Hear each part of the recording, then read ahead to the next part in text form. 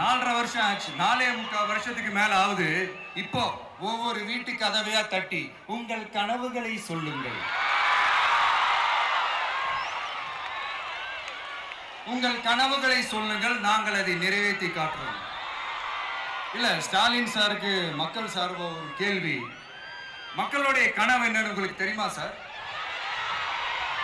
அது சரி, அவங்க என்ன நினைக்கிறாங்கன்னு உங்களுக்கு தெரியாது, அதுக்கப்புறம் எப்படி அவங்க கனவுகளை பத்தி உங்களுக்கு தெரியும்? மக்களோட கனவு என்னன்னு நான் சொல்லட்டுமா சார்?